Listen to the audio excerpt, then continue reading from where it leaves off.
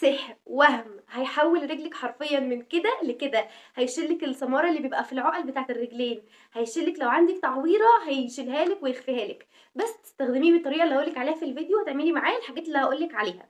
طبعا انا اول مره اجربه، ومن اول استخدام اقسم بالله احنا في رمضان وخلاص احنا داخلين على العيد، فانا بحلف ان هو عمل معايا كده.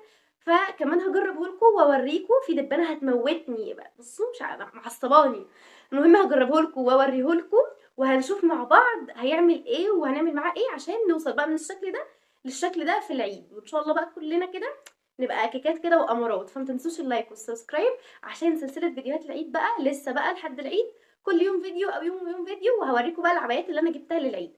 فما تنسوش اللايك والسبسكرايب، ويلا بينا يا قمر منك ليها. وحشتيني يا ست الكل. انا متاخره عليك وانا عارفه، انا عارفه وانا غلطانه، حقكم فوق راسي، بس يعني كنت بتكتك لكم بقى الفيديوهات العيد بقى والموسيقات والحركات والحاجات الحلوه دي. ايه رايك في الاجواء الرمضانيه؟ طبعا الفيديو ده هينزل على بعد نص رمضان كده، فيعني حاسه كمان ان انا ايه يعني بحتفل بالاجواء الرمضانيه متاخر، ولكن نحتفل يعني ان تصل متاخرا خير من الا تصل. احنا جينا متاخر بس جينا. المهم بقى، الموضوع بتاع الفيديو النهارده مهم جدا لكل بنت او كل عروسه بقى او كل اي بنوته نفسها تلبس صندل او تلبس جزمه، والموضوع شويه مرخم عليها بسبب ان بيبقى فيه في رجلها المنظر ده او المنظر ده، او مثلا مكان تعويره زمان، او تعويره عورتها الكوتش ضيق شويه فتعورت شويه تعوير كده. فاحنا ان شاء الله في الفيديو ده هنعالج كل ده. انا يعني الحاجات دي جربتها، وده جربته وده جربته، وده السحر اللي انا بقى جايه اقول لكم عليه النهارده في الفيديو. فتنسوش اللايك بقى، يعني مش هقول المعلومات وانتوا ما تحطوش اللايك.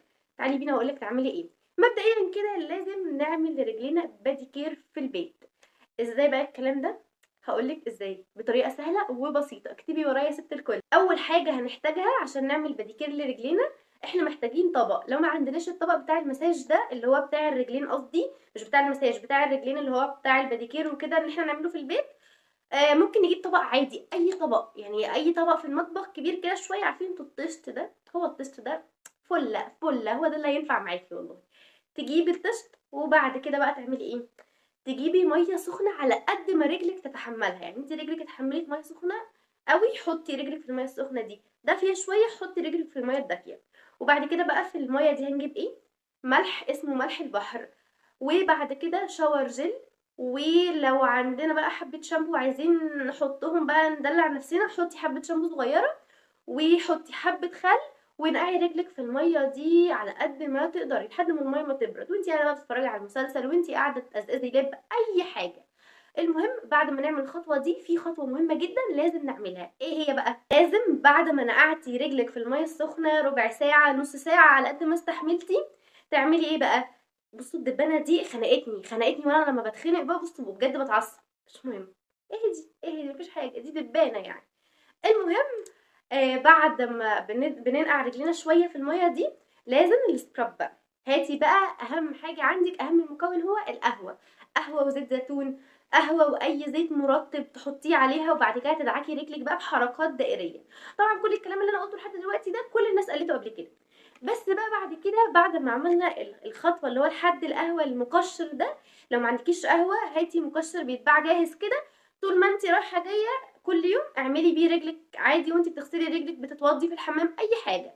بعد بقى الخطوه ده يجي دور القمر ده. انا جربته بجد 3 ايام، انا بجد جربت 3 ايام بس.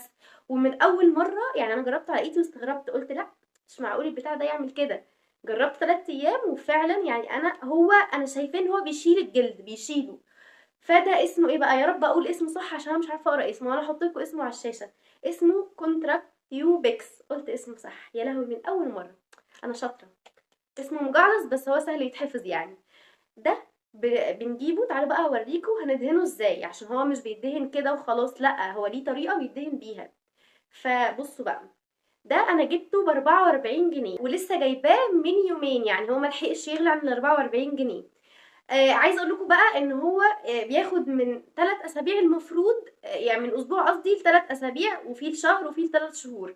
ولكن انا من اول استخدام بجد انا يعني وانا بغسل رجلي كده حسيت ان فعلا في، عارفين انتوا القشر الصغير ده، انا حسيت ان رجلي بتقشر من اول مره. فانا هجربه اسبوع، هو عمل كده معايا من اول استخدام. وحرفيا في ناس كتير قوي ودكاتره كتيره جدا بيشكروا فيه. فده من اول استخدام عمل معايا كده، فان شاء الله يعني بقى مع الاستخدام هو هيشيل كل القشر الميت ومكان التعوير وكل حاجه. بس عايزه اقول لكم على حاجه، ان هو في ناس او في دكاتره بتقول ان هو مع التعوير القديمه مش بيعمل حاجه، يعني ملهوش نتيجه، مش هتشوفي منه نتيجه. لكن لو انت اتعورتي مثلا من اسبوع، اسبوعين، شهر بالكتير قوي، في هتروح. لان شفت كمان دكتور صيدلي كان بيقول ان هو جه على وشه نقطه ميه نار وده وداله العلامه. فاللي هو انت بتقول ايه يا عم؟ انت بتقول ده ب 44 جنيه، انت مدرك؟ فالصراحه يعني انا منبهره بيه ومنبهره باول نتيجه خدتها منه من اول استخدام. فده ايه اللي هو السعر والنتيجه بتاعته. تعالوا بقى اقول لكم نحطه ازاي. طبعا انا مش هطلع منه عشان هو الانبوبه صغيره وانا عايزه احطها كلها واخد كلها يعني على المكان اللي انا عايزه ايه استخدمه فيه، على ايدي وعلى كان في هنا مطرح حبايه عايزه احطه فيها. فانا هقول لكم بقى تستخدموه ازاي. انتوا هتاخدوا منه حته وتيجوا على المكان، مثلا لو مكان جرح لسه زي ما قلت لكم تعورينه مثلا او من فتره قريبه، تاخدوا حته صغنونه وتمشوا كده على الجرح كده. مش هترجعوا كده تاني، لا انتوا هتمشوا كده بس. عايزين ترجعوا تاني على المكان تعيدوا عليه، تشيلوا ايديكم خالص وترجعوا تعيدوا عليه تاني. ما ينفعش بقى نروح رايحين جايين رايحين جايين. ليه؟ انا دورت وشفت الدكاتره بتقول عشان هو بيبني نسيج جديد في الحته دي. وبرده هو بيشيل الجلد الميت. يعني انتوا عارفين انتوا لما بتروحوا تعملوا تقشير هو بيعمل كده، بس عشان هو طبعا كريم او مرهم فهو بيعمل كده على وقت. فانت من اول استخدام هتلاقي فعلا بيشيل حاجات صغيره حاجات صغيره. استمرار بقى اسبوع اسبوعين على حسب بقى يعني حالتك ايه بالظبط، فهتلاقي ان هو تمام مية مية، عامل معاكي كل التأثيرات اللي انت عايزاها. بعد بقى انا حطيت الكريم بعيد بعد ما نستخدم ده وخلاص خلصنا. سيبوه على رجليكم. في ناس بقى بتقول عشان تاخدي منه اكتر تعملي ايه بقى؟ تجيبي كيس او الشراب اللي هو السيليكون اللي طالع جديد ده. انا مش لاقيه بتاعي والله، كنت جبته وريته لكم، بس انا هحط لكم صورته. بتلبسيه عشان تكتمي المكان اكتر فيمتص الكريم ده او البتاع اللي احنا ايه وريته لكم ده. بس انا ما عملتش كده الصراحه، وبرده حسيت ان هو تمام وحلو وكل حاجه. بعد بقى ما نقعد بيه شويه وخلاص رجلينا بقى شربت الجل ده وعملناه بالطريقه اللي احنا قلنا عليه، يجي بقى ميعاد الترطيب يعني نعومة الرجل بقى، رجل بيبي وكل حاجه. ده كريم جلايسوليد. هو غيروا شكله حاسه لان هو كان احمر وكان بيتفتح بصعوبه، ده بيتفتح عادي كده كريم. وانا مش عارفه هو يعني هو ده اللي احنا كنا بنجيبه الاحمر ولا لا. فلو ده مش الاحمر هاتوا الاحمر لو لقيتوه. انا هحط لكم شكله وهحط لكم برده شكل ده. لكن لو هو ده وغيروا شكله فهاتوا ده عادي. ده كان الصغيره ب20 جنيه والتاني كان ب44 جنيه. بصوا يا جماعه، من اول استخدام هتلاقي رجلك كده بقت يعني شبه رجل البيبي. ولكن انت لو خرجتي برجلك كده وحطيتي بقى منوكير وخرجتي بيها هتاخدي ذنب. انا لو عملت الذنب ده انا هشيل ذنب نفسي، بس انت انا كان لازم اقولك عشان ما اشيلش ذنبك. ماليش دعوه ماليش دعوه. بس كده.